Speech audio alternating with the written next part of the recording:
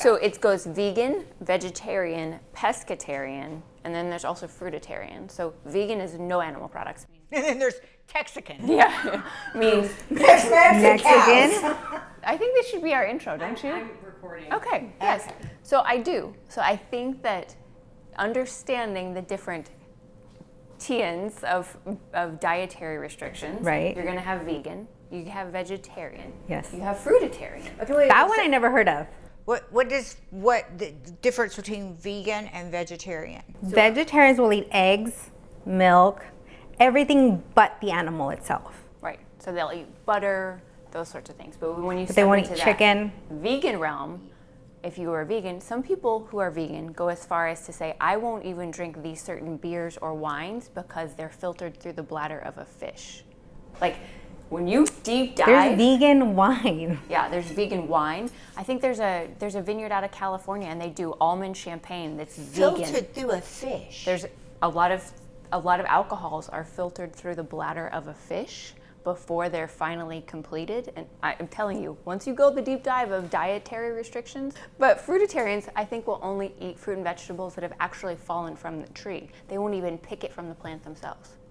Oh, that's hardcore. That's hardcore. I mean, like, I don't even know. How do they get their nutrition? I mean, that's a great question. And that's the big debate is when now that we've evolved to so many things of you can do the caveman diet, right? There's paleo. There's people who say, oh, if you go all carnivore, you're going to help heal your insides and your guts. The keto diet. The keto diet.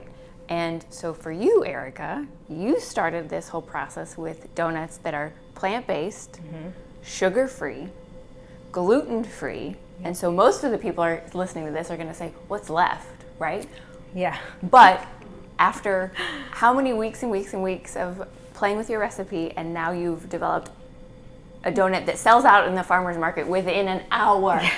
Well, it started because it was a riff on Lynn's. Lynn's a friend of mine who was in the middle of writing a cookbook during COVID, and since we were all home, I had nothing to do, she said, would you help me test recipes?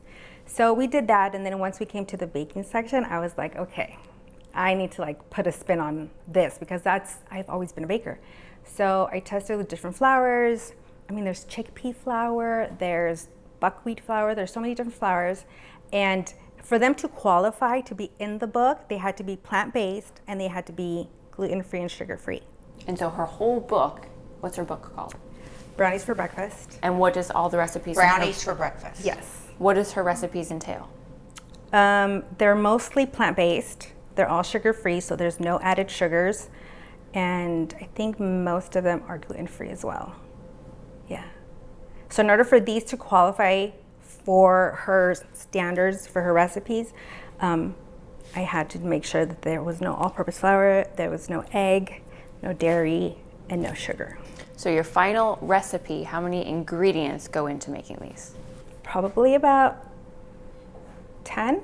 But it took mixing and matching and baking and trialing for how many different recipes until you got the perfect bite? I want to say 40. Which is crazy. And they're 40 so different moist. types. Yeah. Yeah, they're not your standard. I mean, if you come and you try one of these donuts and you're going to compare it to the standard, American donut shop from like the 80s, they're not the same. These are gluten-free, so they're celiac-friendly. Anybody who has celiac or allergens to the protein in gluten, they can have these. If you're diabetic, these are diabetic-friendly. If you're a vegan, they can have these. Okay, so from the time that you had your recipe featured in her book until you thought, I think I might be onto something, you took a leap and you told me earlier this morning that your entire investment into starting your business and taking this from your kitchen to farmers markets for sale, your investment was $800. $800. Yeah, I had an $800 deposit that I had somewhere. And then COVID happened and I said, okay, well, this is not gonna happen. So I got my deposit back. And then the $800, I bought a cooling rack. I bought some donut pans and I bought some boxes. And then I think the rest were ingredients. And I don't even think I spent everything.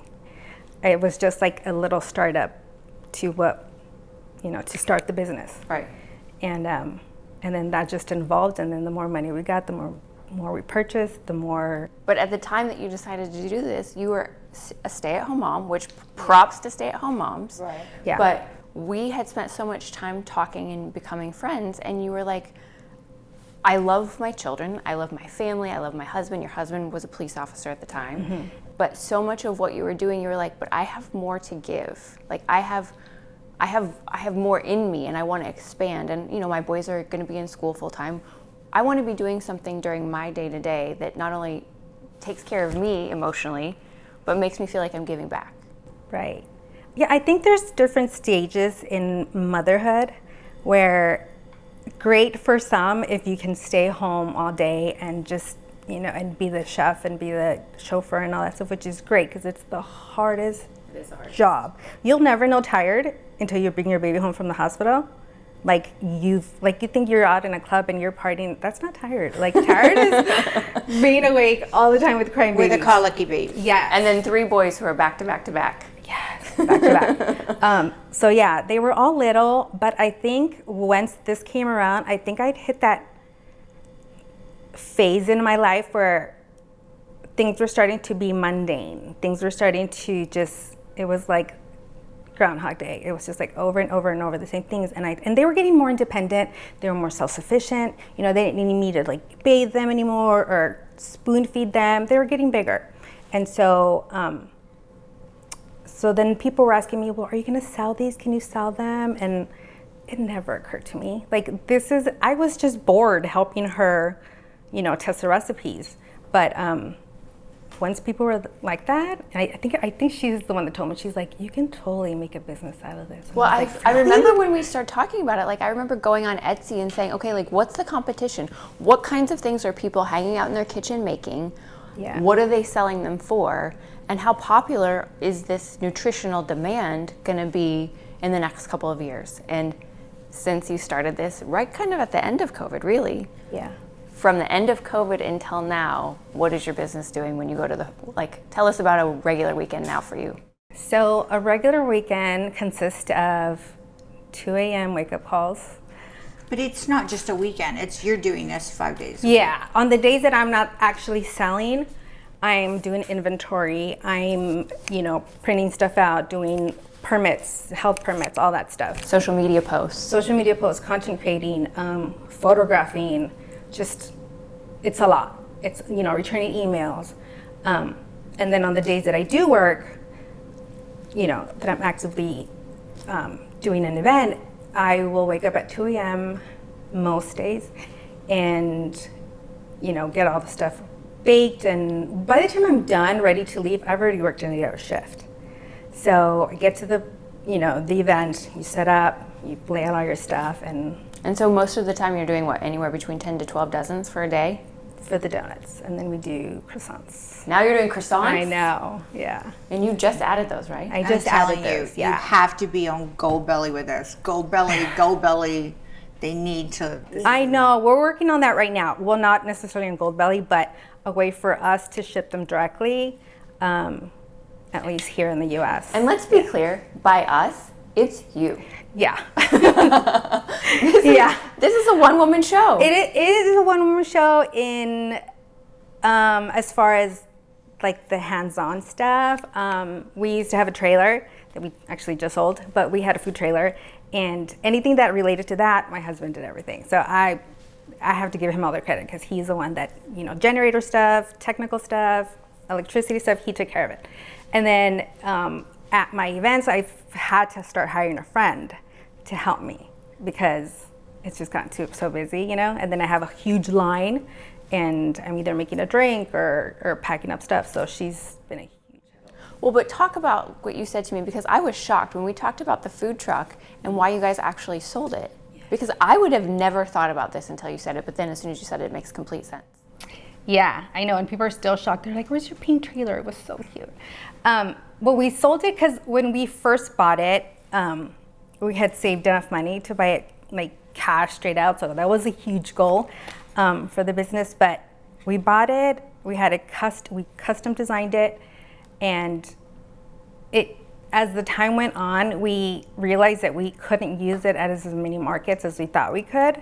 So that kind of prevented us from, doing that market or this event or that event. So we ended up selling it. And although there's still people that come and ask me like, hey, where's your pink trailer? There's people that were like, oh, I saw you a long time ago in a pink trailer, but I never went up to you. And I think, which a lot of people have told me, but I guess it's sort of intimidating to go up to a food truck if you're, more on the shy side or a little bit more reserved. But now that we've been, I could have saved hours of therapy. Wonder if I was reserved as I pushed everybody out of the way to get to the pink food truck. Well, but I think like seeing your social media posts, like the finished product, to see a sign that's going to say vegan, sugar-free, gluten-free, and we all know the thoughts that go behind that when you see that that advertised, like, oh gosh, it's going to taste like cardboard. But then you see your donuts out on display, and you're like, how can what you're selling, match the words that you're advertising? And then when that client or the customer has that first bite, I know they have to come back and be like, okay, I want this flavor, and I need this flavor, and I need this flavor. Yeah, they started with saying, okay, well, I'll try one. And if they try it right then and there, they're like, okay, I'm just going to take a whole box. Tell us what flavors you have on the tray. We have 3 different ones. These are vanilla cake. So it's vanilla cake base. These are chocolate. And then these are our vegan, sugar-free fried donuts. So these are gluten-free? Yes, these are gluten-free. These are vegan and sugar-free? Yeah. Okay. And so, but you started with this recipe. Yeah, we started with this recipe, and years after, 2 years after, 3 years, a lot of the vegan customers were like, can you make like a little fried donut that's vegan? So we did that, and those have been a big hit. Yeah, so I was adamant that when you got here, so we baked these last night, and I was like, I've seen this guava stuffed and topped donut that looks like it would rock my world. We have to make those. So we're out last night at HEB buying a deep fryer, buying peanut oil, getting all the things. So will you go through how you top and stuff? So these are just glaze. These are not filled because these are, What are some of your most popular flavors? Lemon lavender, lemon rose pistachio. We have a Samoa. Chocolate peanut butter cream. That one's really good. Yeah. And then for the fried ones, we have strawberry sprinkles. We have guava. We have almond matcha. Almond matcha? Yeah. So you're doing They're not your typical. No. Yeah. These are bougie donuts. Yeah. These are bougie. Yeah. Okay. So I need to try lemon lavender. Okay, let's make some. We have to make the glaze. Okay. Okay, so you're making the... So we're gonna make the lemon lavender. Lavender glaze. So good. We simmered French organic lavender in with lemon juice. So good. Is there anything I can be doing with these while you're doing that? You can fill them. You want to fill them up? Yeah, I want some. Okay, so this is your specialty made guava secret recipe. Oh. Yum. Now, if a client comes up and says, okay, Erica, I'm all these things that your donuts are. I'm vegan, I'm gluten-free, I'm sugar-free, I'm having a party. Would you make me or invent me a special recipe for such and such? Do you take special orders? Yeah, we do. We've done weddings, quinceañeras, baby showers. Tell us where people can find you. What farmers markets are you going to? How do they find where you're going to be if it's going to be a pop-up? Right. So we are just doing pop-ups at the moment. We are at farmers markets all over SoCal. We've done LA County, we've done San Bernardino County, Riverside County. It just depends on where we're booked for that weekend. But we always post it on Instagram and Facebook. So if you're here and you're listening, go find Sun-Kissed Donuts, SONKISSED donuts. Oh my God, I can't wait to eat these. And it's kind of like what we talked about with like the Freezy Streets, because she's removed all of those filler ingredients, I feel like the flavor of what you taste is just like has a pure flavor. You're not gonna leave with like a coated roof of your mouth or those aftertastes on your tongue.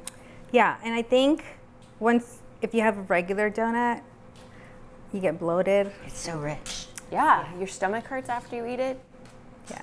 Okay, so should we tell people how we met? Okay. So, if you're a child maybe of the 80s, the 90s, you spent some time around your grandma, or your mom was like a stay-at-home in the afternoon kind of housewife mom, you probably have seen or are a fan of Days of Our Lives. And if you're a fan of Days of Our Lives, you should probably also have been a fan of who? Deidre Hall. That's right, Deidre Hall. And both Erica and myself were Deidre Hall junkies for our entire childhood. And Days of Our Lives has hosted, how many times have they hosted Day of Days? I don't know. I was late to the party, but I was late to the party too. I think their first one was 2012. Maybe. 20. Pat Webb was flying all the way from Australia, like long before we were. Yeah, she's But, a legend. Days of Our Lives would host an event at the Planet Hollywood at City Walk. Yes. And all of stars and celebrities from Days of Our Lives would come down and do a meet and greet for the fans. And it was probably 2018. And I was like, look, if I don't meet her now, I'm never gonna meet her. I've gotta go. So I packed up my suitcase, I flew to LA by myself, and here are all these thousands of fans that are coming the next day. And I'm like, intimidated, terrified. Because you didn't know anybody. I didn't know anybody. Yeah. You were there and I was there, but we didn't meet each other that day. No, yeah.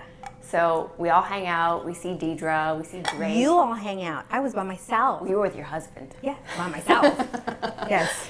And so afterwards, I went home, back to Louisville at the time, and I was on Facebook, and I had joined this fan club that you were a member of. No. Yes. You told me about it. No, because where did you post a picture of the Christmas tree?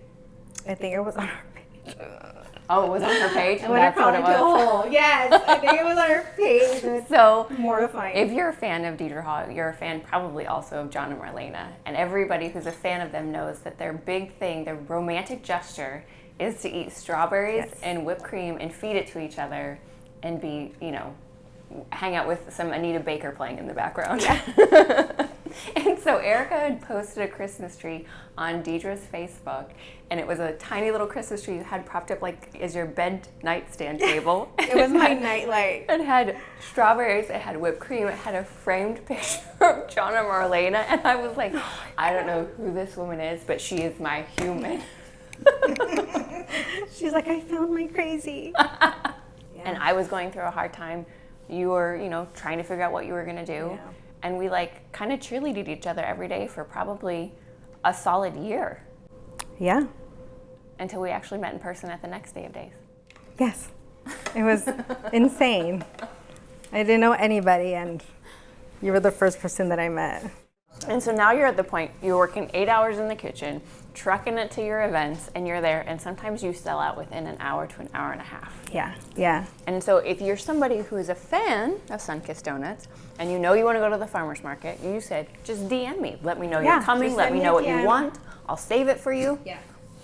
Front door service. I do that with a lot of our regulars who are always there every weekend, but they'll just say, can you save me a box of blah, blah, blah, blah, and then they'll be there. I told her that she should do, how that maple bacon flavor is so popular, that you should figure out a way to do a vegan maple bacon and do it with like a coconut or, like you said, carrot. Yeah. To make a bacon. You could try it with the carrot. I think that would be so good. I'm going to be sending you all kinds of recipes. Yeah. For the majority of my adult life, from the time I was really 18 until I was 35, I lived some form or fashion of a diet lifestyle, right? Yeah. And for the most part, it was low carb, sugar free. If you had handed me this donut at age 20 and said, you can eat this and still apply to that lifestyle, I wouldn't have been nearly as depressed as I was.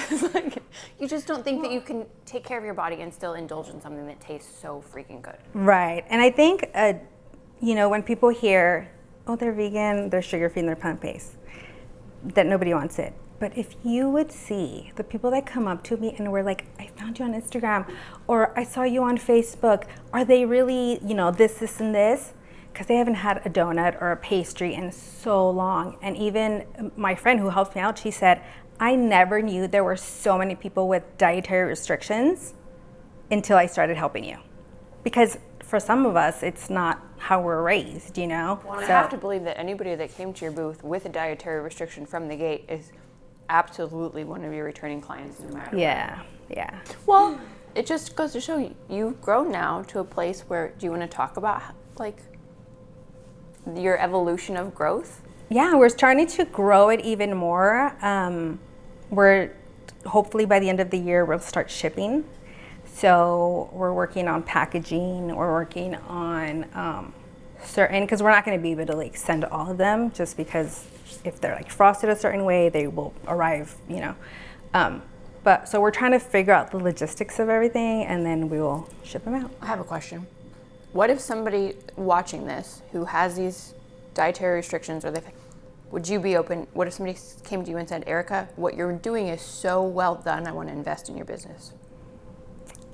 You want an investor? Yeah, that would be great. Like, state your needs. Like, Yeah, to get me on Shark like, Tank. how many times have we said, like, if she were in Buc-ee's, or these would go global?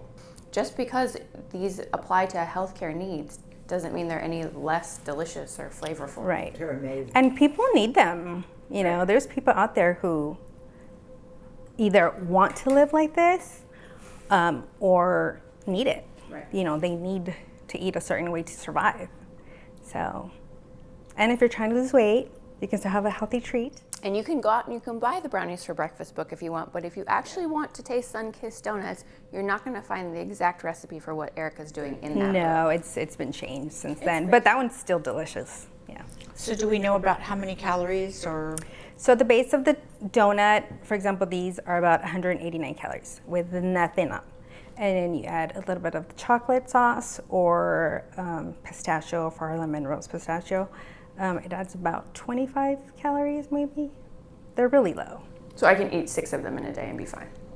Yeah, just space them out. Space them out, 2, 2, and 2.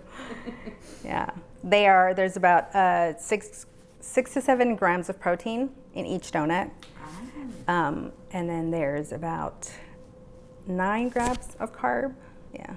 All the good fat. No simple carbs, all complex carbs. All right, is there anything else that you'd like to tell the listeners or the viewers or your clients and customers that come see you all the time? Find us on Instagram and come say hi if we're ever nearby, and shoot us a DM and come check it out. What about any advice for other women who you feel like, in the evolution of your life from the time that you and I became friends and to where you are now, what do you think you've learned the most about yourself in those last 6 years? I've learned as a mom that all of us who have children, we are more than just a mom. And when you're with your kids home day in and day out, you forget that. You forget because you just turn into a mom and a wife, or just a mom, and you know, it gets really lonely. Right. It gets really, really lonely. So find out where your interests are. What do you like to do that you would do as a job? Like, what do you love so much? For me, it's baking. Right, because I said something. I was like, okay, 3 days a week up at 2 o'clock in the morning, like, and you said, but every time I get up, I go in, I turn my music on, I put my AirPods on, I've got my coffee, and I'm just so happy. Oh, I'm so happy. And to be able to do that and then go engage with your clients out in like the fresh air and see their faces when they taste your product has to be so rewarding. It's very rewarding. It's very rewarding. Because we'll even get little kids who are like, my son can't have egg. Do you have a donut? And you know, they light up, or my son's allergic to this, or my son can't have this. So it's really rewarding. Yeah. And baking is therapeutic for me. So it helps me like mentally. And when you fried those, what are they fried in? These were fried in peanut oil. Okay. Yeah. So if somebody does have a peanut allergy, they Peanut allergy. Yeah, if you have a nut allergy, we're probably not for you, because these are made with almonds and these are made with peanut. Okay. Yeah. Sorry, we can't accommodate everybody. You can't. You can't ever accommodate everybody. Yeah, so talk about really fast before we let you go, for people who are listening or curious about trying these.